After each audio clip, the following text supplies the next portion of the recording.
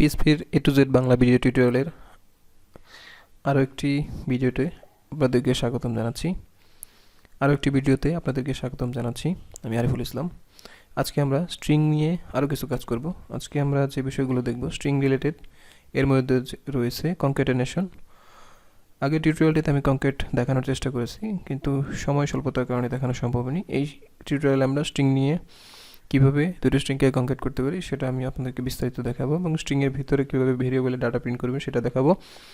Single quote এবং double কোটেশনের মধ্যে পার্থক্য দেখানোর চেষ্টা করব, এবং এর পরবর্তীতে যদি সময় থাকে তাহলে আরও একটি ইনবিল্ট ফাংশন পিএইচপি সেটা দেখানোর চেষ্টা করব। তো কথা না বাড়িয়ে শুরু করা যাক।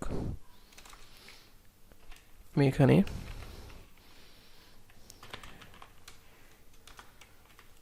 ডাটা 1 একটা ভেরিয়েবল নিলাম, এখানে লিখলাম হ্যালো। তবে স্ট্রিংয়ের ক্ষেত্রে আপনারা চেষ্টা করবেন সবসময় সিঙ্গেল কোটেশন ইউজ করতে। ডাবল কোটেশন ইউজ করা যায়। সিঙ্গেল কোড এবং ডাবল কোটেশনের মধ্যে মূল ডিফারেন্সটা হলো সিঙ্গেল কোড দিয়ে দিলাম, ভিতরে আপনি যেটাই লেখেন সেটা স্ট্রিং হিসেবে কাউন্ট হবে, দেখতে অর্থাৎ স্ট্রিং হিসেবে পিএইচপি এটাকে বুঝে নেবে। কিন্তু আপনি যদি ডাবল কোটেশন ইউজ করেন, এটার সবচেয়ে বড় বেনিফিট হলো ডাবল কোটেশন ইউজ করলে আপনি এর মধ্যে যে ভেরিয়েবলটা রাখবেন সেটা ভ্যালু হিসেবে অ্যাসাইন হয়ে যাবে। আমি এখানে হ্যালো এবং ওয়ার্ল্ড দুটি কনক্যাট করে এখানে হ্যালো ওয়ার্ল্ড তৈরি করেছি। আমি যদি আরেকটা ভ্যালু এখানে নিয়ে নিই, পিএইচপি, আমি যদি আবার কনক্যাট করি,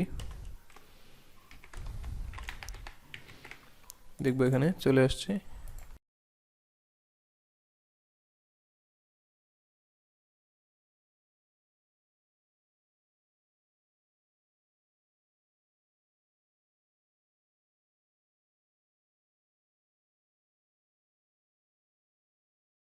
হ্যালো ওয়ার্ল্ড পিএইচপি।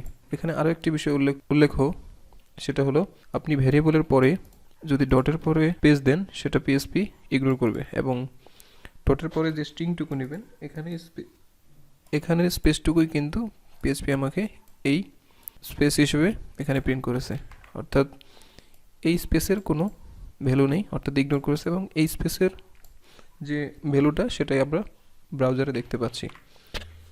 এখন আমি চাচ্ছি এটাকে ডাবল কোটেশনে রেখে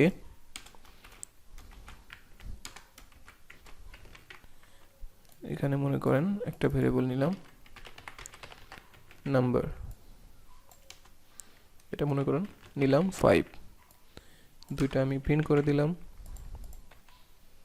হ্যালো ওয়ার্ল্ড। আমি যদি আবার কনক্যাট করি ডাটা 3, সেক্ষেত্রে আমাদের দেখাবে ডাটা 3 আনডিফাইন্ড, যেহেতু আমরা এখানে নাম্বার নিয়েছি, এখানে নাম্বার হবে হ্যালো ওয়ার্ল্ড 5। আমরা এখানে কোনো ডট দিয়ে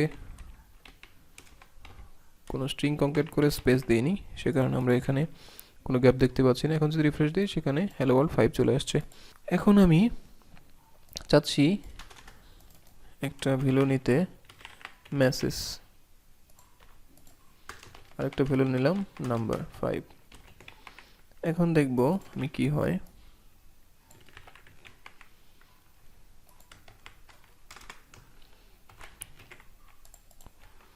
হ্যালো। এখন আমি এই নাম্বারটাকে উপরে নিয়ে যাচ্ছি, উপরে নিয়ে গিয়ে এই ভ্যালুটাকে এখানে বসিয়ে দিলাম ভেরিয়েবল হিসেবে। দেখেন এখন কি হয়।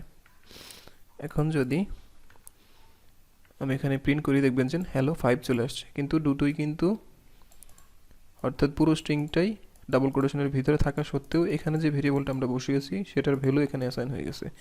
এখন যদি আমি আপনাকে এখানে স্ট্রিং বসিয়ে দিই সিঙ্গেল কোড দিয়ে, তাহলে দেখতে পারবেন এখানে হ্যালো নাম্বার চলে আসছে, অর্থাৎ এই ভেরিয়েবলটা এখানে স্ট্রিং হিসেবে প্রিন্ট হয়ে গেছে। আশা করি আপনারা বুঝতে পারছেন যে সিঙ্গেল কোড এবং ডাবল কোড কিভাবে কাজ করে। আপনারা এইভাবে যে কোনো স্ট্রিংয়ের ভিতরে কোনো ভেরিয়েবল পাস করে সেই ভেরিয়েবলের ডাটাটা স্ট্রিংয়ের সাথে কম্বাইন করে দিতে পারেন সহজেই। আমি আরেকটি স্ট্রিং আপনাদের সাথে শেয়ার করি, সেটা হলো I am learning PHP and JS.